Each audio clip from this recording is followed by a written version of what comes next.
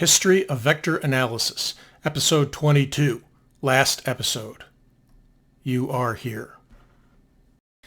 Hey, it's old Doc Goler, here to wrap up this extended series on the history of vector analysis. In standard briefing practice, I told you what I was going to tell you, then I spent 20 episodes telling you. This is the episode in which I will tell you what I told you, or at least what I think I told you. I will also add a few closing thoughts. I started this series out with the metaphor of the maze. This maze represents a subject. It could be all of physics or just E&M, or in this case, just vector analysis. The purpose of your coursework is to guide you through one path that will take you all the way from the entrance to the exit. It was my intended purpose for this series, as it will be for all of my series, to show you some of what is off of the canonical path. This is not to show you what is in that more remote territory for its own sake. Rather, it is my intention to give you context, perspective, background, perhaps some insight into that canonical path so that you may travel it better and more wisely. Seeing ideas in context has helped me feel like a resident of my fields of interest rather than as a visitor or tourist. Also, I wanted to help you see at least a little bit through the eyes of the people who blazed parts of this trail, even if they themselves ended up wandering off into the wilderness. After all, if you end up doing research in any field for a living, your job will be to blaze unmarked or mismarked trails for yourself. To be a bit less philosophical and a bit more specific in my summary, let me show once again the syllabus for the series that I presented in the first episode.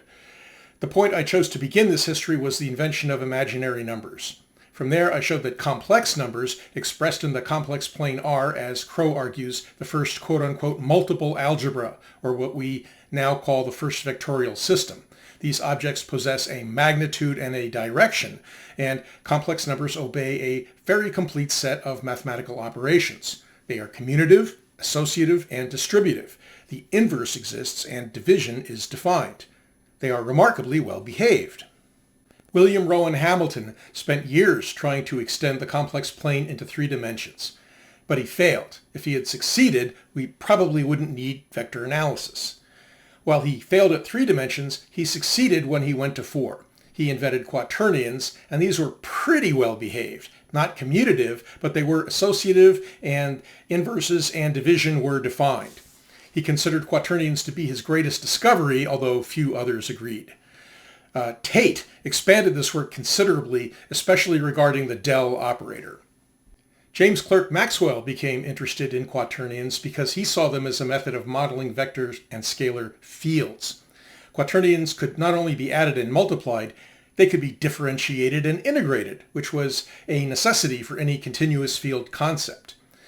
But Maxwell was also very taken with the fact that vectors had a visual interpretation, a sort of reintroduction of geometry back into algebra. I'll come back to this in a moment. Finally, Gibbs and Heaviside independently modified the Hamilton-Tate quaternion system into the vector analysis we know today. They did this in what I argue was a radical approach. They focused on what the working physicists and engineers needed to solve practical problems at the expense of a mathematical model that was, shall we say, coherent. At the time, established giants in the field referred to vector analysis as, quote, overly pragmatic, algebraically crude, highly arbitrary, unquote. Make no mistake, these quotes refer to what's in chapter 1 of every E&M textbook. That pretty much sums up what I think I told you. Now, if you'll allow me, I want to share a few closing thoughts. First, let me return to Maxwell's quote regarding the advantages of a vectorial approach for E&M. He writes, "Now quaternions, or the doctrine of vectors, calls upon us at every step to form a mental image of the geometrical features represented by the symbols, so that in studying geometry by this method we have our minds engaged with geometrical ideas and are not permitted to fancy ourselves geometers when we are only arithmeticians." I think this is a fabulous thought, and certainly I think that he would be pleased at how field lines are now a standard part of the curriculum. And I do believe that this approach has distinct conceptual advantages over the Cartesian component notation that it replaced. Still, Even today, it is recognized as a general problem in teaching E&M that getting students to visualize even Maxwell's basic equations has proven to be more difficult than Maxwell might have hoped. And then there's this. I came across this cartoon based on vector analysis on the internet, and I can't resist sharing it here. It's a bit harsh, but still, I laughed when I saw it. It's funny because, well, you know. By the way, the vector equations in this cartoon are both corollaries of the divergence theorem. Wikipedia has a nice half page on them. I offer no further comment. Next, I'm going to go against my better judgment at this point and touch on theology, only because this popular t-shirt brings God into it via a modified quote from Genesis.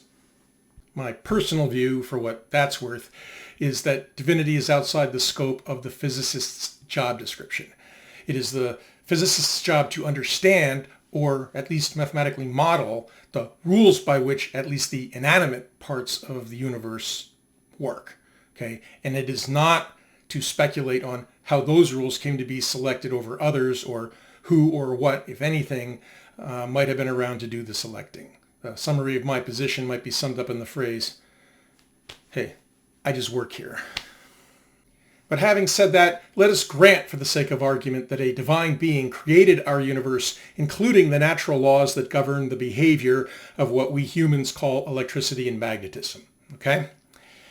Based on what I've shown you in this series, I will go out on a limb and state that, for the record, I do not believe that any divine being would have expressed those laws in something as ungodly as vector analysis. For better or worse, only humans could come up with something like this.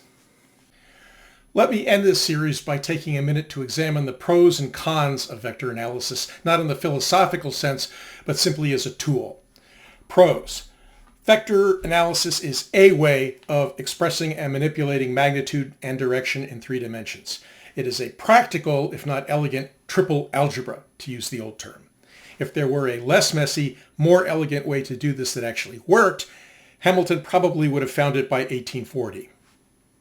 Next, the fact is that there are times when the compact notation really is clarifying, and being able to express Maxwell's equations in a form that is independent of the coordinate system, Cartesian, spherical, parabolic, has its advantages. Vector analysis works with continuous mathematical structures, specifically fields, as well as discrete particles. Vector and scalar fields can be differentiated and integrated. Powerful. As Heaviside is quoted as saying, all of potential theory is contained in the del operator, or words to that effect. That's pretty neat. At some point, I may do a whole series on that statement. And if nothing else, if you discard all the messy parts of vector analysis, all that stuff that doesn't obey the commutative and associative laws, what you are left with is still sufficient to support the field of linear algebra, which is the language of quantum mechanics, among other things. Okay. Finally, I will reiterate my support for the Gibbs-Heaviside position that if you actually want to do physics or engineering, then most of the time, not always, but most of the time, vectors, for all their flaws, are a better tool than quaternions. Now about those cons. Vector analysis is not mathematically elegant. No textbook will ever say this, but no textbook will ever contradict this statement either. Okay? Its fundamental properties are defined, not derived. There are a lot of really basic mathematical rules that vectors do not obey. With a few exceptions, the fact is that approaching a physical or engineering problem with vectors really won't save you much effort in the way of calculation. Yes, Maxwell's equations are compact and independent of coordinate system, but as soon as you have to solve a problem, the first step is usually to pick a coordinate system, and the second is usually to resolve the expression into its vector components. One of the great intellectual achievements of complex numbers was that multiplication could be interpreted as rotation in the complex plane. Quaternion multiplication can also be interpreted as a form of rotation, albeit in 4 dimensions. This is not the case for either the dot product or the cross product. In fact, true vector multiplication is not usually even defined in vector analysis any more than division is. Fourth, I think that Maxwell was a geometer at heart, whereas William Thomson was more of an algebraist. Maxwell hoped that a vectorial approach would essentially bring geometric visual insight into the math behind electricity and magnetism. But what is the geometrical interpretation of, say, the back cab rule? The unofficial answer to this question is, who cares? Okay, there might be one, but no one uses it. This is because the back cab rule is essentially an algebraic identity. No visual required, no visual offered. Okay. I would argue that if the only goal of the vectorial approach was to allow the physicist or engineer to visualize the steps through the problem, it has, to be diplomatic, not fully succeeded in achieving that goal. Okay, that's it for this series. If you have made it all the way through all 5 or 6 hours of it, I'd like to say thank you. It is nice to have an audience. I welcome any comments you have on the overall series itself, and I would be particularly interested in comments from real undergraduate students to let me know what aspects of this series actually helped you in some way and what didn't. I have a couple of ideas about what I'm going to do next, but I have no firm plans and no timeline. So I'll see you when I see you. Okay, this is Old Doc Goler, signing off.